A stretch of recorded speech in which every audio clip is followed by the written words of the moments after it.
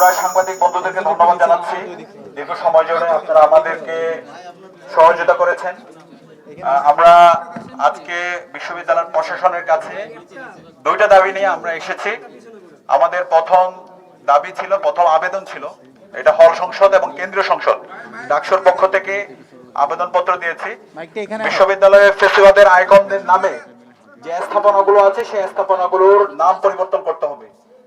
আজকে বিপ্লব পরবর্তী 16 মাস হয়েছে, এখন পর্যন্ত বিশ্ববিদ্যালয়ে 5টি স্থাপনা ফেসিবাদের আইকনদের নামে আছে। তো সেই প্রস্তাবনাগুলো আমরা দিয়েছি।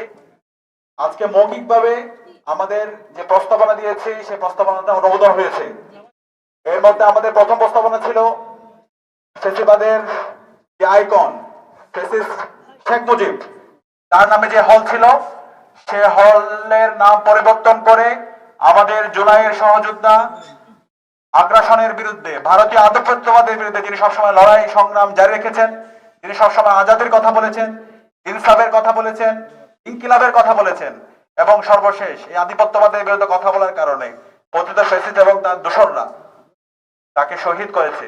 আমাদের সকলের প্রিয় শহীদ ওসমান হাদি ভাইয়ের নামে ফ্যাসিস্ট মুজিবের যে হল ছিল সে হলের নাম শহীদ আমাদের ওসমান হাদি ভাইয়ের নামে নামকরণ করা হবে ইনশাআল্লাহ। শহীদ হাদি জিন্দাবাদ। লো লো লো সালাম। শহীদ হাদি লো লো লো সালাম। শহীদ হাদি লো লো লো সালাম। শহীদ হাদি লো লো লো সালাম। শহীদ হাদি স্মরণে ভয় করি না মরণে, শহীদ হাদি স্মরণে ভয় করি না মরণে, শহীদ হাদি স্মরণে ভয় করি না মরণে, শহীদ হাদি স্মরণে ভয় করি না মরণে, শহীদ হাদি লো লো লো সালাম। শহীদ হাদি লো লো লো সালাম। শহীদ হাদি লো লো লো সালাম। শহীদ হাদি লো লো লো সালাম। শহীদ হাদি স্মরণে ভয় করি না মরণে।